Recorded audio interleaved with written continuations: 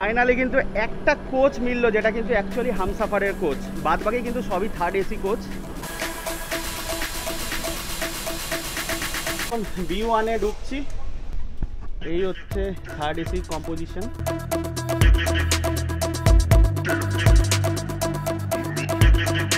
কিন্তু দেখো এসআর রয়েছে, প্রীতম রয়েছে, আরো সব। দেখো ট্রেন কিন্তু ফ্ল্যাট 110-এ টানছে, তো কল্যাণীটাকে স্টপ রাখলে মানে অনেক সুবিধা হয় আমাদের জন্য।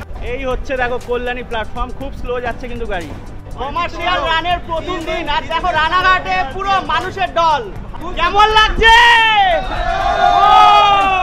এই পারে দাঁড়িয়ে যেত, তারপরে কিন্তু ফেরি করে পদ্মা পার হয়ে ওই পার থেকে আবার নর্থ বেঙ্গলের গাড়ি ধরে শিলিগুড়ি যেতে হতো। বেড়াতে যাচ্ছি না, মানে আগে থেকেই যখন থেকে শুনেছি যে ট্রেন চালু হলেই আমরা যাব প্রথম, মানে বেড়াতে যাচ্ছি না সেরকম প্ল্যান নেই। মানে এইরকম একটা প্যাসেঞ্জার পেলাম, এতটাই এক্সাইটমেন্ট। দেখো টাইম আপডেট দিয়ে দিই, 3:03, আর এই মুহূর্তে কিন্তু নসিপুর ব্রিজ ক্রস করবো আমরা। এই হচ্ছে নসিপুর ব্রিজ, দেখো প্রবেশ করলাম। ও প্রচুর জল কিন্তু এখন। ও যে লম্বা ব্রিজটা ওটা কিন্তু কানেক্ট হয়ে গেলে এই ফারাক্কা ব্রিজের ওপর অনেকটাই চাপ কমে যাবে। সো গুড ইভিনিং বন্ধুরা, আরও একটা নতুন দিন আর আরও একটা নতুন জার্নিতে তোমাদের সকলকে স্বাগত। আর আমি কিন্তু আজকে জার্নি করতে চলেছি 13-115 হামসাফার এক্সপ্রেসের, যে ট্রেনটা কিন্তু আগের সপ্তাহে উদ্বোধন হয়েছে, আর একটু পরে কিন্তু এই প্ল্যাটফর্মের ওপর দিয়েই যাবে। আর ট্রেনটা কিন্তু শিয়ালদা থেকে জলপাইগুড়ি রোড চলাচল করে। আর আজকে কিন্তু কমার্শিয়াল জার্নি স্টার্ট হচ্ছে। তো আমি চাইলে কিন্তু রানাঘাট থেকেও জার্নি স্টার্ট করতে পারতাম, কিন্তু আমি কিন্তু যাব শিয়ালদা, আর শিয়ালদা থেকে কিন্তু 11:40-এ ছাড়বে। তো এখন আমার প্ল্যাটফর্মে ট্রেন ঢুকছে, লোকাল ট্রেন ধরে যাব শিয়ালদা, তারপরে তো শিয়ালদায় গিয়ে ডিটেলসে তোমাদের সাথে শেয়ার করছি। আর আজকের জার্নিটা কিন্তু খুবই ইন্টারেস্টিং হতে চলেছে, কারণ আজকেই কিন্তু কমার্শিয়াল জার্নির ফার্স্ট ডে। তো চলো এবার শিয়ালদা যাওয়া যাক।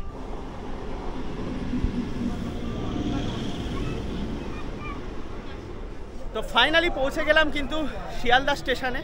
আর শিয়ালদা স্টেশন থেকে কিন্তু আজকে আমরা জার্নি করব জলপাইগুড়ি রোড, মানে ফুল জার্নি করব আর হামসাফার এক্সপ্রেসে। আর এটা কিন্তু উইকলি স্পেশাল।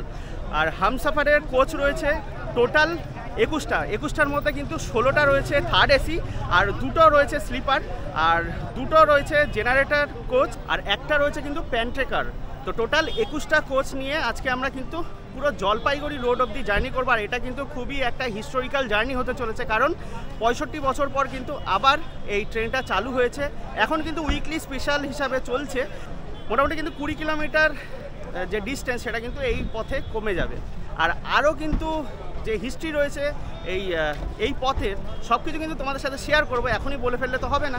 তো চলো জার্নিটা স্টার্ট করা যাক, শিয়ালদা স্টেশনের ভেতরে ঢুকি, তারপরে তো আস্তে আস্তে সব কিছু তোমাদের সাথে শেয়ার করবো। দেখো টাইম আপডেট 11:03, আর আমাদের ট্রেন কিন্তু 14 নম্বর প্ল্যাটফর্মে দিয়ে দিয়েছে। দেখো অ্যানাউন্স কিন্তু হয়ে গেল, ট্রেন কিন্তু এখন আমাদের স্টেশনে মানে 14 নম্বর প্ল্যাটফর্মে ঢুকবে। আর প্রথম দিনের কমার্শিয়াল জার্নি একটু অন্যরকমই হতে চলেছে। আর 65 বছর পর কিন্তু এই রুট দিয়ে ট্রেন চলবে, মানে খুবই নস্টালজিক লাগছে কিন্তু। আর দেখো প্রথম দিনে কমার্শিয়াল জার্নি কিন্তু মনে হচ্ছে শিয়ালদা থেকে ফুল হয়ে যাবে, প্ল্যাটফর্ম পুরো ভর্তি।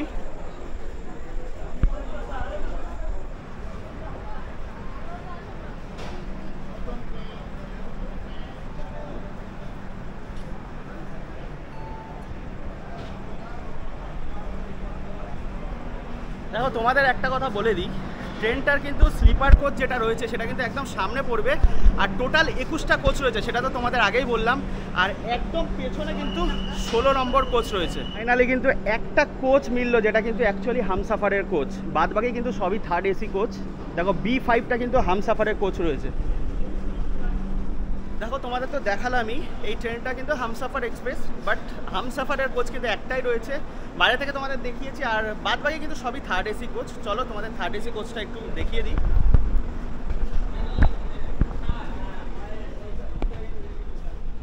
দেখো এখন B1-এ ঢুকছি, দেখো এই হচ্ছে থার্ড এসি কম্পোজিশন।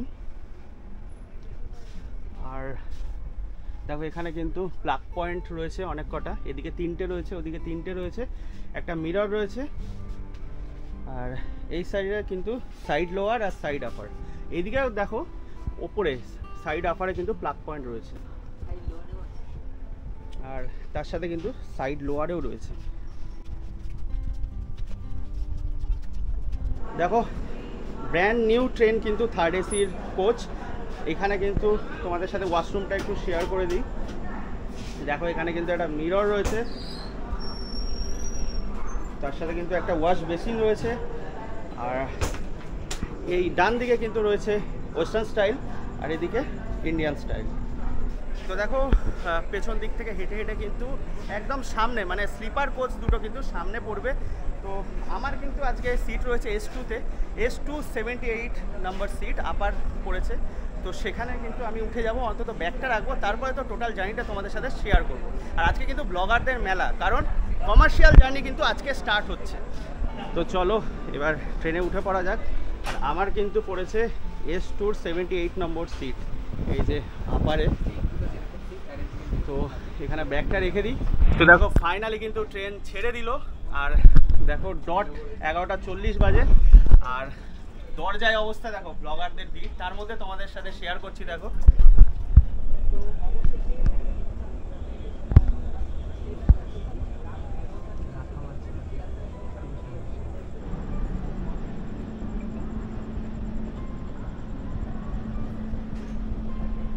তো দেখো আমাদের হামসাফার এক্সপ্রেস তো ছেড়ে দিল, আর এরপরে কিন্তু ফার্স্ট স্টপ কিন্তু নৈহাটি।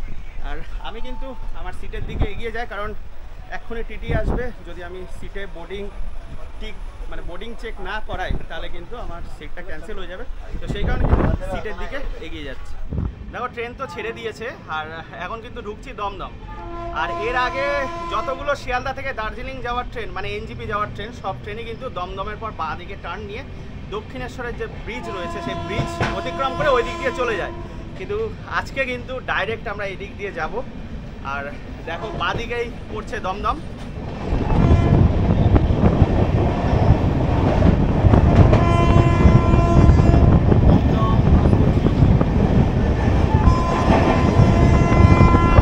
দেখো এই মুহূর্তে ক্রস করলাম দমদম, আর এই ট্রেন কিন্তু সোজা নৈহাটি হয়ে কল্যাণী, রানাঘাট, কৃষ্ণনগর, বহরমপুর কোর্ট হয়ে নসিপুর ব্রিজ দিয়ে কিন্তু ওই পারে যাবে।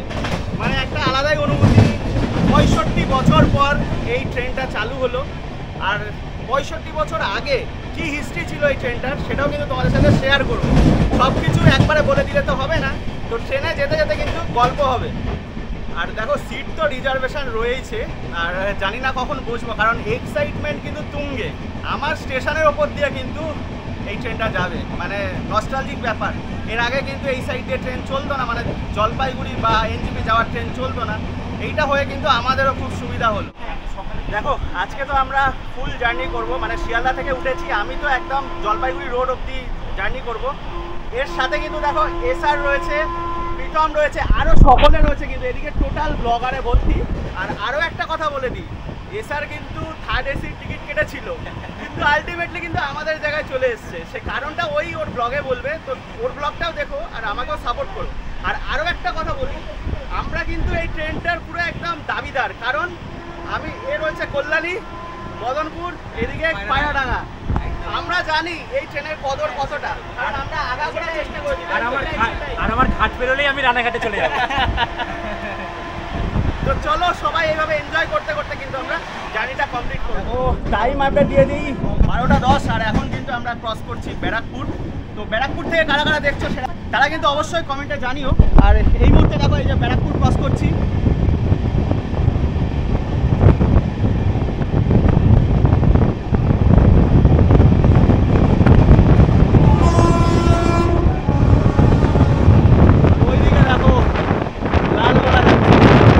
ট্রেন কিন্তু ফ্ল্যাট 110-এ টানছে।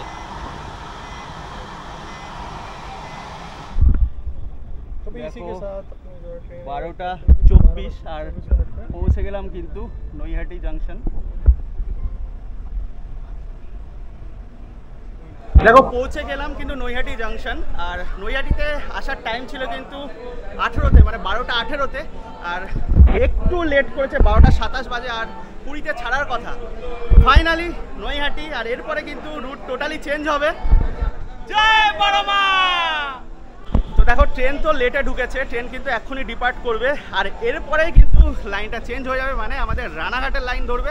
টোটালটাই তো তোমাদের সাথে শেয়ার করবো, খুব এনজয় হবে। ট্রেনটা পুরো ব্লগারে ভর্তি, প্রত্যেকে ভিডিও করছে, তারই মধ্যে কিন্তু তোমাদের সাথে আমিও সব কিছু শেয়ার করবো। দেখো নৈহাটি তো ছেড়ে দিল, এরপরে কিন্তু ডাইরেক্ট দাঁড়াবে রানাঘাট। আর আমি চেষ্টা করবো কিন্তু অল্প অল্প সমস্ত স্টেশনের কিছু ক্লিপ দেওয়ার জন্য। তো তোমরা কোন প্ল্যাটফর্ম থেকে বা কোন স্টেশনের কাছাকাছি থেকে তোমরা ভিডিওটা দেখছো সেটা কিন্তু অবশ্যই কমেন্ট করো।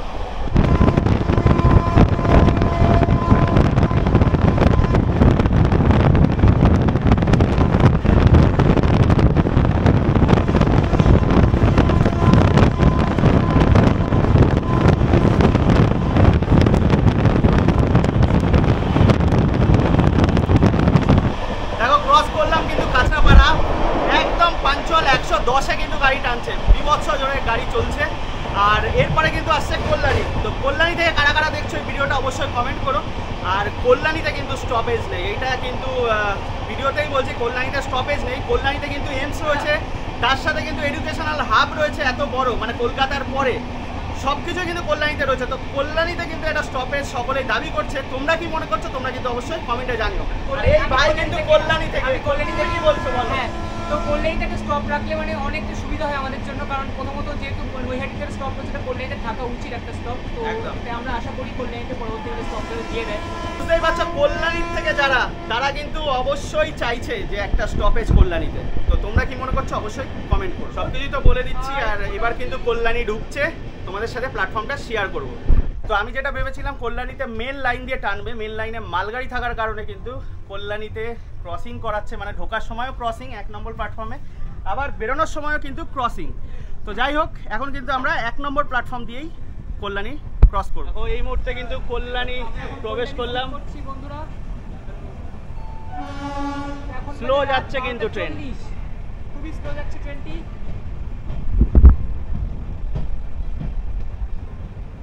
যেহেতু ক্রসিং করলো 1 নম্বর প্ল্যাটফর্ম দিয়ে কিন্তু আমরা বেরোচ্ছি।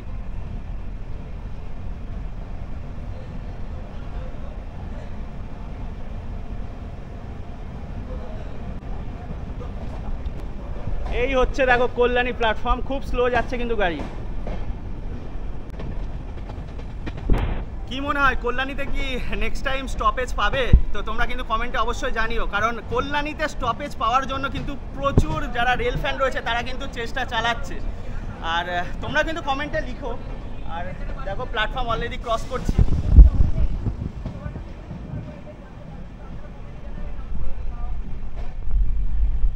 দেখো ক্রস করছি কিন্তু 42 নম্বর রেল গেট।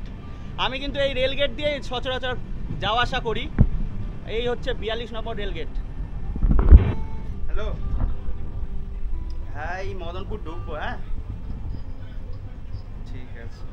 তো দেখো বাড়ির থেকে ফোন করেছে, মানে এটা কিন্তু আমাদের কাছে ঐতিহাসিক একটা মুহূর্ত, কারণ আমাদের প্ল্যাটফর্মের ওপর দিয়ে যাবে, নর্থ বেঙ্গলে যাওয়া যাবে আর কি। এই ট্রেনটা আমাদের প্ল্যাটফর্মের ওপর দিয়ে যাচ্ছে, একটা নস্টালজিক ব্যাপার। তো যাই হোক, ঠিক আছে রাখছি। হ্যাঁ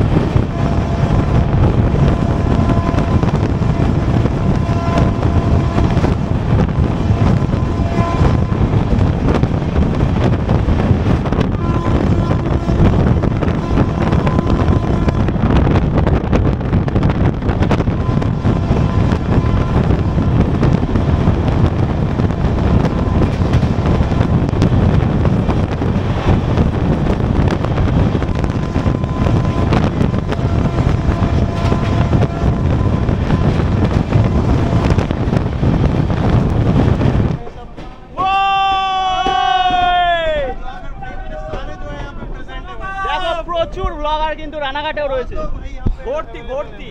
দেখো পুরো প্ল্যাটফর্ম কিন্তু মানুষে মানুষ, मतलब লিটারালি সেই কমার্শিয়াল রানের প্রথম দিন, আর দেখো রানাঘাটে পুরো মানুষের দল। একদম কেমন লাগছে? দেখো পুরো মানুষের দল কিন্তু রানাঘাটে।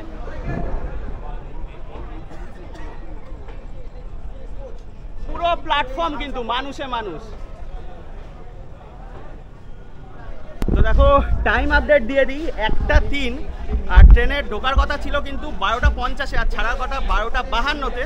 ট্রেন কিন্তু একটু লেট করেছে, কিন্তু এটা কিন্তু একদম হিস্টোরিক ব্যাপার, কারণ 65 বছর আগে কিন্তু এই রানাঘাট হয়েই, আগে দর্শনা হয়ে মানে বাংলাদেশ হয়ে কিন্তু ট্রেনটা যেত, কিন্তু আবার সেই 65 বছর পর কিন্তু সেই রানাঘাটে এসে এই ট্রেন দাঁড়ালো। আর আজকে কিন্তু কমার্শিয়াল জার্নি, মানে সকলে কিন্তু টিকিট কেটে জার্নি করছে। আর দেখো রানাঘাট প্ল্যাটফর্মে তোমাদের তো দেখালাম পুরো মানুষের ঢল, কিন্তু প্রচুর মানুষ রয়েছে কিন্তু। তো দেখো ট্রেন যেহেতু লেট, ট্রেন কিন্তু এখনই ছেড়ে দেবে, এগিয়ে যাই, তাড়াতাড়ি উঠে পড়তে হবে। আর তোমাদের তো ইতিহাসটা বলা হলো না, ইতিহাসটা কিন্তু ট্রেনে উঠে তোমাদের সাথে শেয়ার করবো। আর একটা কথা বলে দিই, রানাঘাটে প্ল্যাটফর্ম ছোট হওয়ার কারণে কিন্তু ট্রেনটা এই দাঁড়ালো একবার ফার্স্ট টাইম, আবার সেকেন্ড টাইম কিন্তু এগিয়ে গিয়ে আবার দাঁড়াবে। দেখো তোমাদের তো বলছিলাম আজকে কিন্তু একটা নস্টালজিক দিন, কারণ কমার্শিয়াল জার্নি আবার 65 বছর পর স্টার্ট হলো এই রুট দিয়ে, মানে রানাঘাট, কৃষ্ণনগর, বহরমপুর হয়ে। আর রানাঘাট থেকে কিন্তু বহু প্যাসেঞ্জার আজকে এই কমার্শিয়াল জার্নি করছে। তাদেরই মধ্যে একজনকে পেয়ে গেছি। দিদি আপনার নাম? কেয়া সরকার। আচ্ছা, আপনি রানাঘাট থেকে উঠলেন? হ্যাঁ, রানাঘাট। আচ্ছা, কিরকম লাগছে বলেন? মানে খুব আনন্দ হচ্ছে প্রচন্ড। হ্যাঁ, এখান থেকে প্রথম মানে স্বাধীনতার পরে একদম এই প্রথম খুব ভালো লাগলো। মানে এর আগে তো শুনে এসেছেন হ্যাঁ, দাদুদের কাছে যে হ্যাঁ, হ্যাঁ এই লাইন দিয়ে একসময় দার্জিলিং মেল চলতো, হ্যাঁ, তো ফাইনালি আবার শুরু হলো। হ্যাঁ, খুব ভালো লাগলো, একদম খুব ভালো, আমাদের জন্য খুব ভালো হয়েছে। তো দেখো রানাঘাট তো ছেড়ে দিল, আর রানাঘাট থেকে কিন্তু একটা সময় ট্রেনটা চলতো, মানে 65 বছর আগে যে ট্রেনটা যেত সেটা কিন্তু রানাঘাটের ডান দিক দিয়ে যে গেদে লাইন গেছে, ওই গেদে লাইন দিয়ে কিন্তু দর্শনা, ওইদিকে দর্শনা রয়েছে বাংলাদেশে, ওই দর্শনা দিয়ে হার্ডিন ব্রিজ হয়ে কিন্তু এই ট্রেনটা চলতো। আর যখন 1878 সালে ফার্স্ট দার্জিলিং মেল স্টার্ট হয়, তখন কিন্তু যে হার্ডিন ব্রিজ 1912 সালে তৈরি হয়েছিল, সেই হার্ডিন ব্রিজের আগে কিন্তু ট্রেন দাঁড়িয়ে যেত। মানে কতটা অবাক করা না, মানে ট্রেন এই পারে দাঁড়িয়ে যেত, তারপরে কিন্তু ফেরি করে পদ্মা পার হয়ে ওই পার থেকে আবার নর্থ বেঙ্গলের গাড়ি ধরে শিলিগুড়ি যেতে হতো। মানে এই কথাটা বলছি কিন্তু 1878 থেকে যখন স্টার্ট হয়, তারপরে 1912 অবধি, তারপরে 1926 থেকে কিন্তু এই হার্ডিন ব্রিজ অপারেশনাল হয়ে যায়।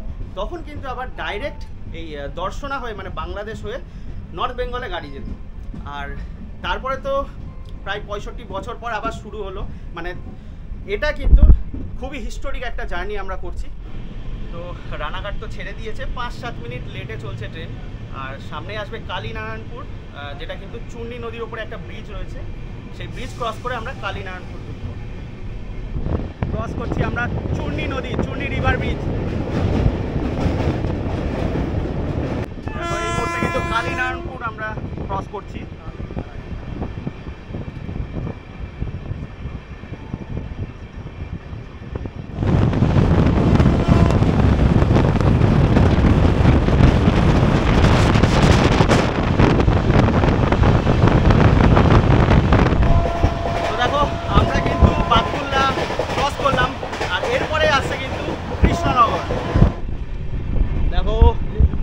কৃষ্ণনগরে কিন্তু প্রচুর মানুষ রয়েছে, কিন্তু দেখো প্রচুর ভিড় কৃষ্ণনগরে।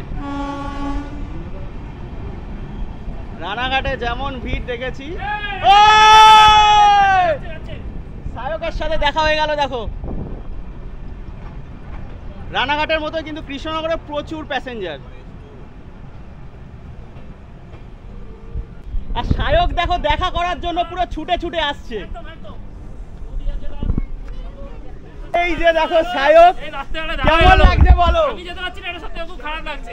অ্যাকচুয়ালি ও বেহালায় থাকে, ও আমার সাথে ফোন করেছিল যে কৃষ্ণনগরে আমি থাকবো এই রাত্রিবেলা, কিন্তু অফিস মানে সারাদিন অফিস করেছে, অফিস করার পর আবার দেখো দেখা করার জন্য কৃষ্ণনগর প্ল্যাটফর্মে চলে এসেছে। আর টাইম আপডেট দিয়ে দিই, দেখো 1:30, 1:26-এ ঢোকার কথা ছিল, 1:28-এ ছাড়ার কথা ছিল। কেমন লাগছে? বন্দে ভারতের পর আজকে তোমাদের সাথে দেখা সত্যি খুব ভালো লাগছে। দারুণ সবাই আছে, সবাই একদম, মানে প্রচুর ব্লগার কিন্তু আজকে ট্রেনে রয়েছে। খুব ভালোভাবে এই জার্নিটাকে এনজয় করো, সকলের কাছে এটাই অনুরোধ। একদম। তো আগামী দিন আমি বলবো যে কৃষ্ণনগর থেকে সরাসরি যে উত্তরবঙ্গ যাওয়া যাচ্ছে, অনেক দিনের একটা ইচ্ছা ছিল যে কলকাতা থেকে কৃষ্ণনগর হয়ে যে উত্তরবঙ্গ যাবো, এটা কিন্তু আজকে দিনে বাস্তব হয়ে যাবে। দারুণ মানে একদম নদিয়াবাসী, তারপরে এইদিকে মুর্শিদাবাদের প্রত্যেকে কিন্তু চেয়েছিল। তো যাই হোক, কৃষ্ণনগরে কিন্তু 99 কিলোমিটার পাড়ি দিয়ে পৌঁছে গেলাম। ট্রেন কিন্তু কৃষ্ণনগর ছেড়ে দিল, আর ট্রেনটা কিন্তু আবারও দাঁড়াবে। মানে তোমাদেরকে বলে দিই, রানাঘাট, কৃষ্ণনগর, বহরমপুর, কোর্ট, এই 3টে স্টেশনের প্ল্যাটফর্মই ছোট, সেই কারণে কিন্তু ট্রেন দুবার করে দাঁড়াবে। তো তাড়াহুড়োর কিছু নেই, প্ল্যাটফর্মে যদি ট্রেন না থাকে আবার দাঁড়াবে, তোমাদের যে কোচ রয়েছে সেই কোচে কিন্তু তোমরা আরামসে উঠে যাবে। তো দেখো, রানাঘাটেও কিন্তু একটা সহযাত্রীর সাথে তোমাদেরকে আলাপ করিয়ে দিয়েছি, আর এখানে কিন্তু কৃষ্ণনগর থেকেও প্রচুর প্যাসেঞ্জার উঠেছে ট্রেনে। তো আমার সামনে কিন্তু অনেক সহযাত্রী রয়েছে। দেখো, এই দিদিও কিন্তু জার্নি করবে। দিদি, আপনার নাম? আমার নাম প্রার্থনা সরকার।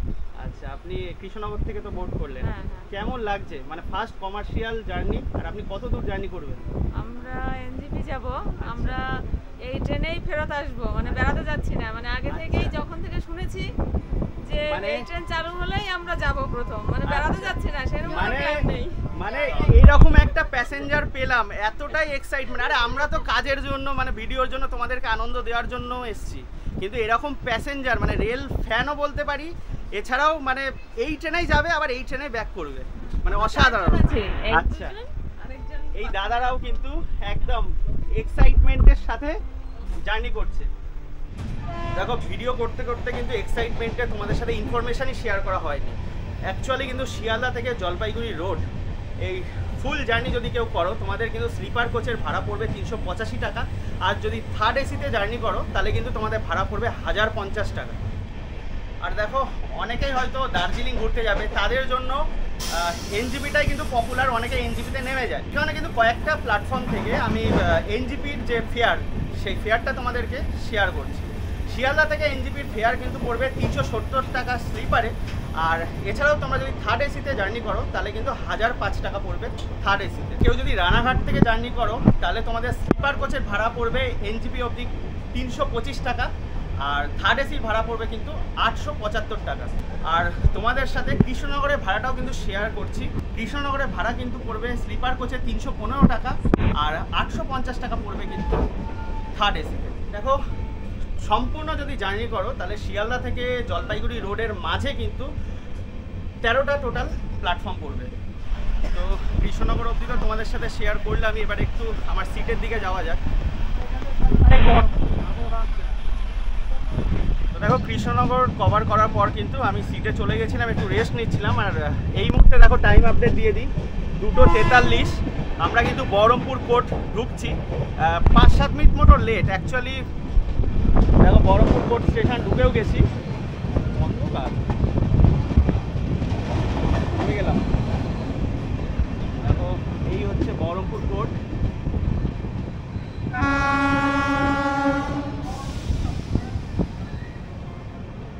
প্রচুর ভিড় রয়েছে কিন্তু।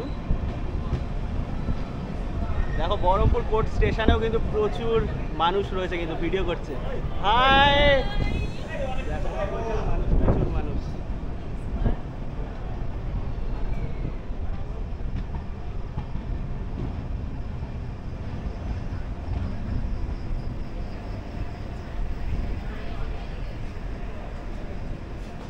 তো দেখো, ফাইনালি 186 কিলোমিটার পাড়ি দিয়ে কিন্তু পৌঁছে গেলাম বহরমপুর কোর্টে। আর টাইম আপডেট তো তোমাদের আগেই দিয়ে দিয়েছি, মোটামুটি 5 থেকে 7 মিনিট মতো লেট চলছে ট্রেনটা। আর এই বহরমপুর কোর্ট থেকে কিন্তু আমরা পাবো হচ্ছে কাসিমবাজার, তারপরে মুর্শিদাবাদ, আর তারপরে কিন্তু সেই বহু প্রতীক্ষিত নসিপুর ব্রিজ। হ্যাঁ, জানি রাত্রিবেলা কতটা শেয়ার করতে পারবো জানি না, যেটুকু পারবো কিন্তু তোমাদের সাথে শেয়ার করব। আর যারা যারা তোমরা বহরমপুর কোর্ট বা বহরমপুরের আশেপাশের থেকে দেখছো তারা কিন্তু অবশ্যই কমেন্টে জানিও। সিগন্যাল কিন্তু হয়ে গেছে, আবার ট্রেন ছাড়বে, যদিও এখানেও কিন্তু দুবার দাঁড়াবে ট্রেনটা। দেখো, টাইম আপডেট দিয়ে দিই, 3:03। আর এই মুহূর্তে কিন্তু নসিপুর ব্রিজ ক্রস করব আমরা। দেখো, যেটুকু পারবো তোমাদের সাথে শেয়ার করব। ফাইনালি কিন্তু আমরা প্রবেশ করতে চলেছি নসিপুর ব্রিজে। এই হচ্ছে নসিপুর ব্রিজ, দেখো প্রবেশ করলাম। ও, কিছুই দেখা যাচ্ছে না, পুরোই অন্ধকার চারিদিক, একদম নিচে কোনো আলো নেই। এই হচ্ছে কিন্তু আমরা পুরো অন্ধকার, কিন্তু তার মধ্যেই কিন্তু আমরা যাচ্ছি। আর দেখো, এই ব্রিজটার জন্যই কিন্তু আজকে এই ট্রেনটা চলছে, মানে নর্থ বেঙ্গলে যেতে পারছে রানাঘাট, কৃষ্ণনগর, বহরমপুর হয়ে।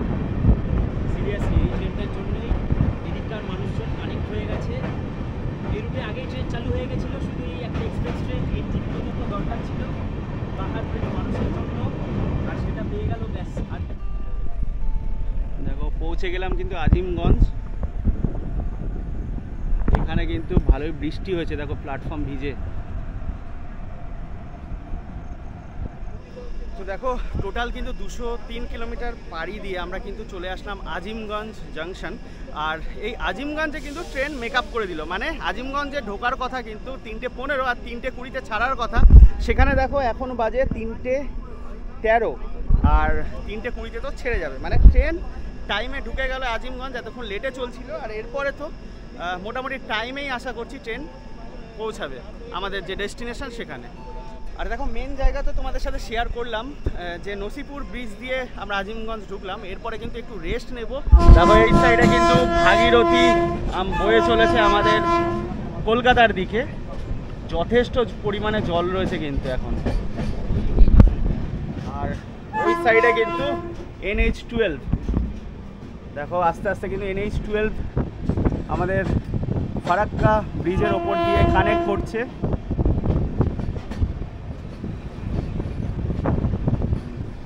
আর এই সাইডে কিন্তু দেখো ব্যারেজে অলরেডি জল ছেড়ে দিয়েছে কিন্তু। আর দেখো প্রচুর জল কিন্তু এখন।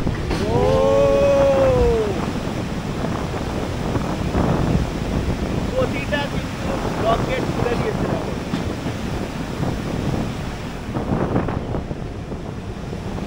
আর সেই কিন্তু জল, প্রচুর জল দেখো, মনে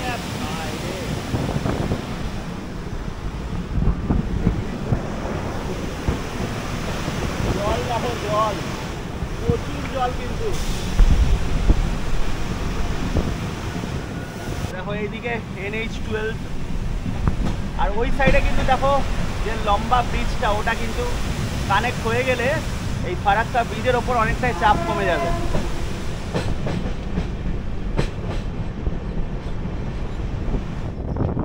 এখন ক্রস করবে 12:42 হাওড়া শতাব্দী এক্সপ্রেস।